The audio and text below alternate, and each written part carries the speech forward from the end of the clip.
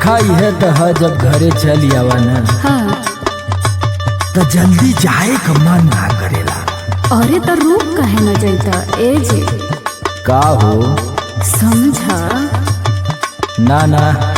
चैत के महीना मन दिया लागे नाही रतिया राजा हो छुटिया लैलाना राजा हो छुटिया लैलाना तमनमा चोर जसम होइया राजा हो छुटिया लैलाना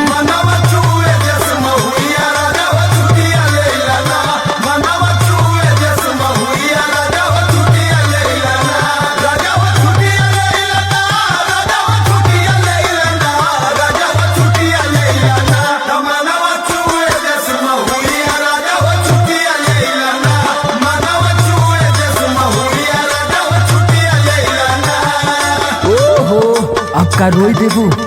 यही से हम स्टेशन से कई बार लौट के आ गए हैं वापस।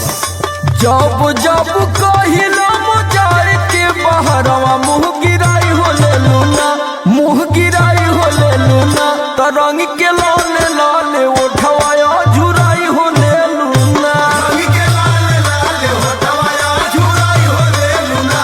रंग के लाले लाले उठवाया झुराई हो ले लूना झुराई हो ले लूना झुराई हो ले लूना झुराई हो ले लूना रंग के लाले लाले उठवाया झुराई हो ले लूना रंग के लाले लाले उठवाया झुराई हो ले लूना।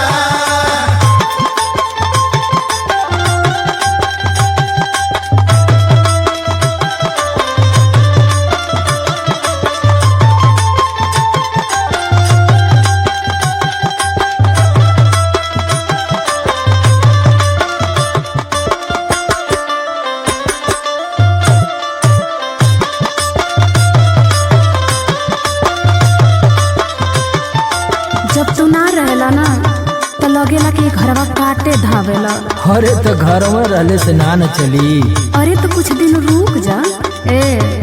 तू चली जाई बाबा हरमा मोह अकेले कैसे रहबो अकेले कैसे रहबो अकेले कैसे रहबो अकेले कैसे रहबो अकेले कैसे रहबो। बड़ा तकलीफ होला इसी जब कमरिया तो के करा से कहबो के करा से कहबो के करा से कहबो के करा से कहबो के करा से कहबो। तू चली जाई बाबा हरमा मो अकेले कैसे रहबो इसी जब कमरिया तो के करा से कहबो ए बहे पूरा भैया देह में उठे मड़ैया राजा हो छुटिया लैलाना पिया हो छुटिया लैलाना तमनमा चूहे जसम हुइया राजा हो छुटिया लैलाना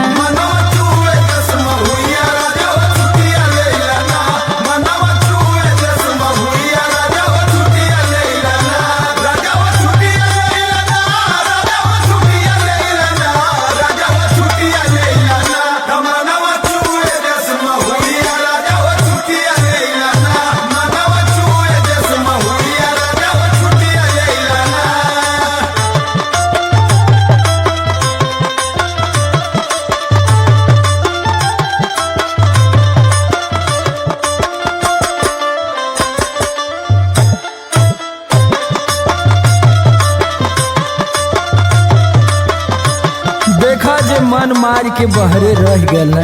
वह कुछ लायक भैन नहीं तो देख ला प्रकाश के घूम के उखाड़त हुआ घरे रह के राखब जब धन तोहरो मनवा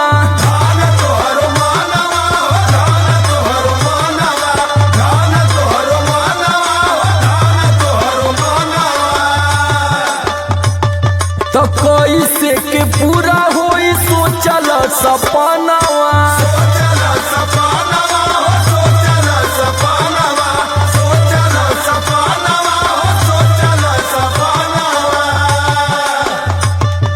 घरे रह के राखब जब धन तोहर मानवा त कैसे के पूरा